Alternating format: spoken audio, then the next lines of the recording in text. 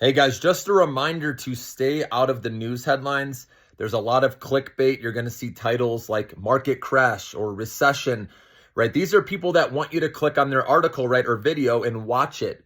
This is what can scare people into panic selling. So if you're holding these stocks, you don't have any more cash available, there's no need to even be around the news, okay? So go out, do something else, right? Do a hobby that you like, enjoy your life, and by the end of the year, okay, you're going to be thankful that you got away from your account a little bit, did something fun, and then your account recovers, okay? So I know it doesn't seem like that when sentiment is negative. Remember, you see more negative news articles. That's just how it works. And when stocks are going up, you see more positive news articles, okay? That's why FOMO kicks in. And right now, fear is kicking in, right? When do you think's the best time to buy? You got it. When there's fear, guys, but your gut's feeling sick. And a lot of people, yeah, it stinks when you don't have cash available, right, to buy on the dips. And that's why I say buy slowly, right? You don't want to put it all in at once. We know the dollar cost average, and always set a stop limit so you never get in this position again where you're holding the bag.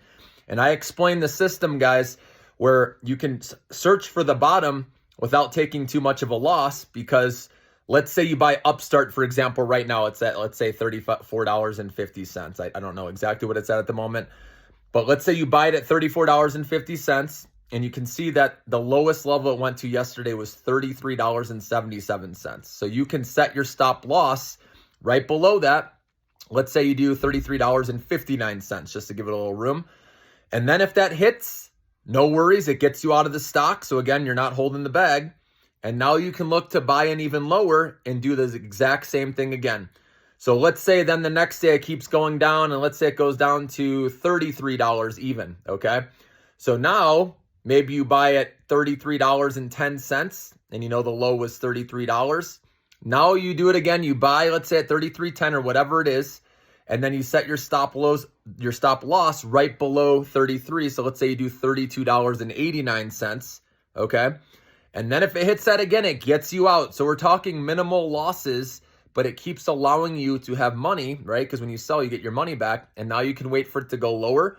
Now, I know a lot of people are worried, like they sell and then it's going to go back up. And I understand that feeling where if you sell, you know you can't do anything the rest of the day because it takes a day at least or two, right, for that money to be available to trade again.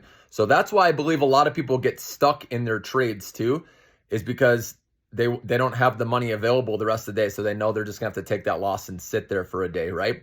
So you have to be okay taking these minimal losses, guys. But that's one way you can do it, setting your stop limit right below, so then it keeps getting you out, and then you can live to see another day and try again. And maybe you want to do a different stock. I mean, Upstart, you know, is my favorite. I think you guys should all be in this one. But again, your call. Do your own research, of course. But I see the big picture and how this business is going to be impacted positively by interest rate cuts, okay?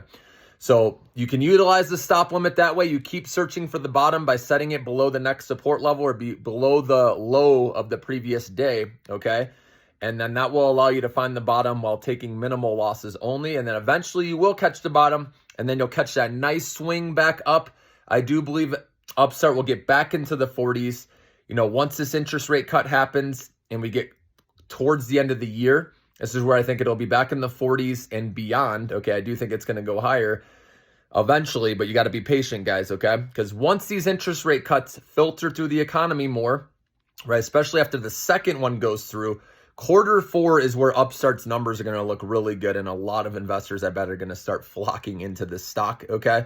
So I want to be before the herd, as you know. No one else really is. Not many people talking about Upstart. I'm starting to see a little more chatter about it.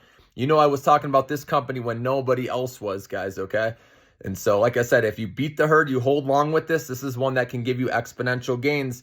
But again, watch out for the clickbait, guys. It'll scare people off or they panic sell. Okay, I've been there before too. So you got to get away from your account for now if you don't have any cash available. If you do have cash available, then keep nibbling slowly on this dip. I think by next week, we could see the bottom potentially, as a lot of this sell-off has been front-loaded to the beginning of September, people just getting out of the way. And so I think we're getting close, guys. So like I said, if you see the big picture and you're buying anytime in the next couple weeks and you're holding till the end of the year, you're going to be happy you did, I think.